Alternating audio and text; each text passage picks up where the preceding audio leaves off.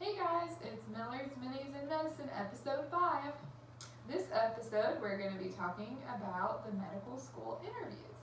Yeah, so in episode 3 we talked about the medical school application, and we filmed that one in the car on the way out to our second medical school interview, which also coincided with our 4th anniversary. So we made a little bit of a weekend of it. We left Owen at home with our parents, and then took Essie with us, and Eric stayed with a friend while I went to my interview. We also got an interview notification right after coming back from that trip, an interview invite for another interview. So this brought our total up to 3 interviews attended, 4 invites, 3 attended. I'm just going to talk a little bit about my experience, some of the pros and some of the things to do, some things to not do. That you did? That I did. Yeah. So, like I said, we did 3 interviews.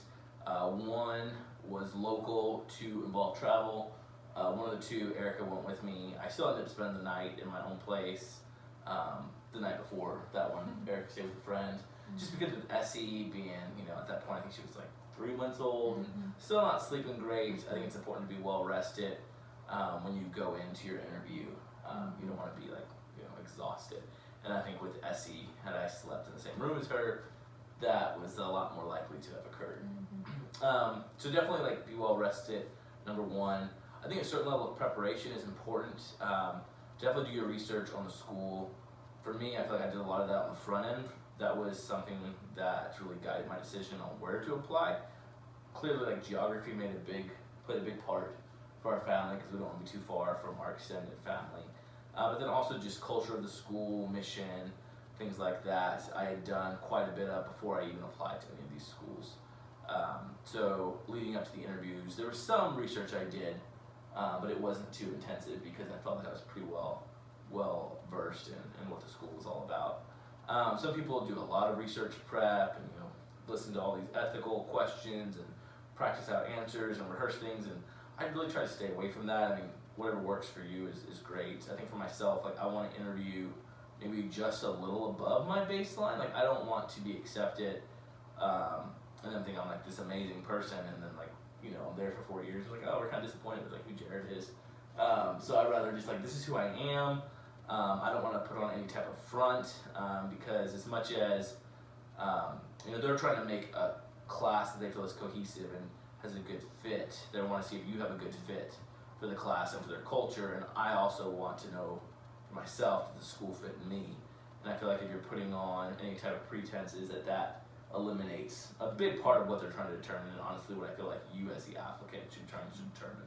However, he is very good at thinking on his feet. He can think very quickly and articulately, and it just flows for you. Whereas if it was me, usually I need to step back and think about things, and I have a harder time being on the spot. Whereas I think some of even your training in your work and things like that have helped you kind of develop that skill. But just in general, he can make random stuff up even on the spot and stories and I can't think like that. So that is kind of a benefit of your personality. But I did try to even pop quiz him every once in a while, okay, here's a question, and see what he would say, and he always had a good answer. So because I think for me too, again, going back to being yourself and trying to identify if you're the right fit for the school, I didn't ever necessarily want to practice or rehearse what I think is the right answer to a situation. I honestly want to just speak from my own beliefs and try to lean heavily on my own experiences, which I think is a benefit of being a non-traditional student and having worked for a while.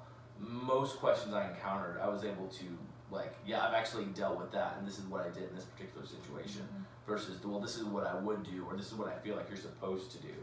So again, I feel like that sort of for your, depending on your personality type, can eliminate some of that need for a lot of intensive preparation. It should just kind of speak from your heart and be who you are. And you've probably had more opportunities just to interview in general, true. for careers and and even with work, being on the interview committee interviewing candidates for my job, I think helps. So you kind of have more experience in those situations just than the average person because of life experience. Yeah, but I feel like ultimately, like, what's going to make a bad interview is like being not being yourself, not being genuine, clearly like being dishonest, or at least being like really nervous and not allowing your personality to come through. So I think that's another benefit of not necessarily like cramming a bunch of preparation in the night before, or really even stressing going into your interview. Like for 2 of my interviews, I went in incredibly relaxed. For the middle interview, I did not show up relaxed. I got relaxed as I got in there. So the first interview was a local interview, pretty conventional style interview. You know, you meet and greet with the other candidates. And honestly, like going into that, I was kind of worried, like, because in a way you are all competing for these limited number of seats, and they're interviewing well above the number of seats they have. So you could look at it from the perspective of these are your competition, and I was worried that like there would be that kind of vibe. But I think as soon as I got there, like I just was trying to be friendly and encouraging to other people, and honestly, I just get to know them. And I even have seen some people numerous times on the interview trail, which is kind of ironic because I've only interviewed at 3 schools and I saw one person twice. But yeah, so that was like a super enjoyable time, just talking to people, like just learning their different backgrounds, what parts of the country they're from. So there was, I think in my head, had some unfounded anxiety about that. Then there was like a financial aid presentation, and then the interview. And the first interview I went to, there was one traditional one-on-one 30-minute interview where it's tell me about yourself and ask some like typical interview questions, and then did a couple like mini interview, more ethical stuff, which again, like I'm glad I didn't spend all this time preparing for, because I don't think I ever was prepared for the 2 questions they asked me. And I felt like I was able to rely on personal experience once again, and just kind of wing it, but in a cohesive, like articulate way. And I think that went well. So yeah, and then that interview was actually the last acceptance I got. So it was my first interview, but I had the largest amount of time between interview and acceptance. And that's the one I got right before Christmas, that we ended up declining. So then my second interview, which is the one that we were driving out to, there involved a little bit of time change, and I knew that. I was staying at an Airbnb, like I had set my alarm, I stayed up the night before, and like just relaxing. You even like did a practice drive to the interview site and back, like to clock how long it was gonna take. So very, very interested in this particular school, like definitely in the very, very top choices of what we have. So I didn't want to screw it up. I didn't MapQuest, did I? Google Maps. Or Apple Maps, whatever. Drove out there, like looked at parking, I figured all this stuff out. And then like I just had like all these weird things happen. Like it hit me that night, like, oh, do I need a parking pass? And I called my buddy who already interviewed. They're like, oh yeah, duh, like you need to print a parking pass. But like at the Airbnb, there was no printer, and they don't have 24/7 like FedEx stores in that town. So like, oh, I'm gonna have to like go out like the morning of and go print my parking pass. So I need to like build in more time, and so I come back to the house, the Airbnb where I'm staying, and then I'm like get my clothes all ready, my suit. I'm like, oh man, I forgot my belt. So then I had to like go out again and like go to Walmart like 20 minutes away and like buy that. And, yeah, anyway, I wasn't as relaxed as I should have been just from all of these things. Still like set my alarm to get up, give myself plenty of time to be able to go to FedEx, do all these things, and yep, get up the next morning, I'm eating breakfast, I'm relaxing, like things are going well. I'm getting these texts from people that are in a different time zone, like an hour behind me. I'm like, wow, like why are they texting me like so early? Like this is kind of odd. Like telling him like, oh, you're gonna do kill it, well, encouragement. And I'm like, why are they already like awake or at school? Like this just seems kind of odd. And then it hits me like, oh no, like what if my phone never changed over time zones? And I run out to my car, because again, there's no clocks in the Airbnb where I'm at. Which is odd. Yeah. Like, even in most hotels, there's a clock. Well, because I don't think there even was a stove, and the microwave didn't have a clock on it, which is, very strange. So I turn on my car, and sure enough, like the time on my car matches the time on my phone. I don't have a car that like automatically updates when you change time zones. I'm like, oh no. So at that point, I was already 25 minutes late for my interview. So that was panic mode. I run back inside. I'm not even dressed or anything. I run back inside and I call the school, and like, we were just about to call you. Like, I'm like, I am so sorry. Like, is it okay if I still come? Like, yeah, you still come. So I rush to get ready. I don't go to the parking thing. I'm like, I'm just gonna risk it and pay the ticket. Get to the school. I only missed like the financial aid presentation that they did in the beginning, so I had plenty of time for like the tour and for any type of one-on-one interview. But I was still like pretty stressed. I mean, even like my first interview that I sat in, my one-on-one, I still didn't yet have an opportunity to ask the admissions personnel like, how badly have I like screwed up my chances at this point? But I was still like, okay, I gotta put this out of my mind. Like, I was just actively like thinking through that, like even in the general presentation. Okay, whatever I've done is done.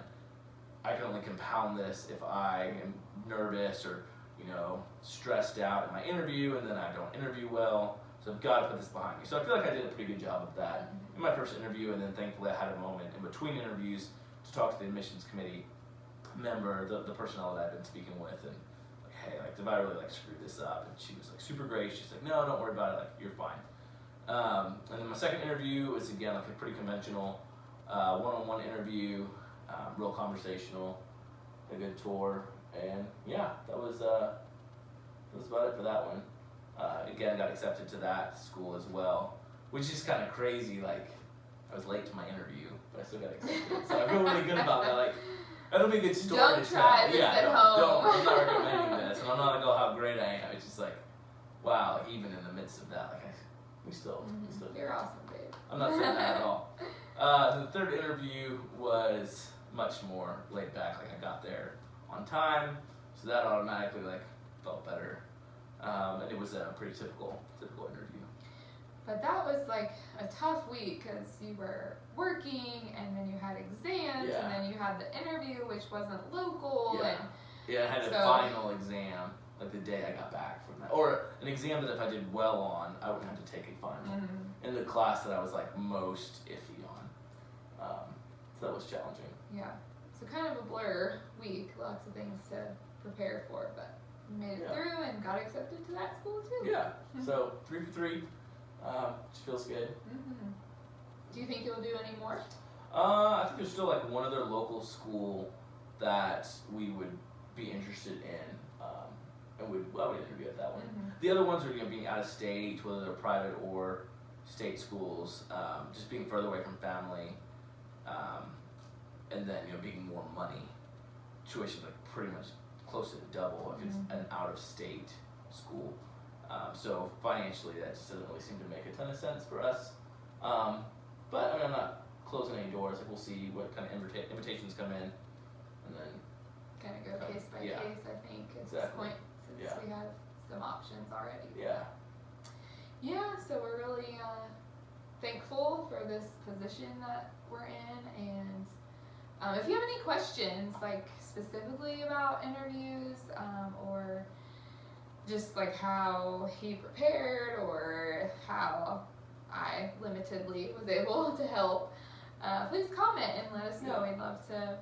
That's part of why we're doing these videos, is we want to help other people along the process as much as we can. So let us know, or just give us some love that you're watching, and let us know some other topics that you might want us to talk about too. So what are we thinking about? What else we're going to talk about in future episodes? Finances is an upcoming episode. Just my specialty as an accountant. Super exciting. How we've budgeted and kind of some goals that we've set, and just some things along how we've kind of made it through this far. That's definitely one coming up. But besides that, we're still brainstorming. So so let us know if there's anything we can help with. But that about wraps up this episode. Y'all have a good night.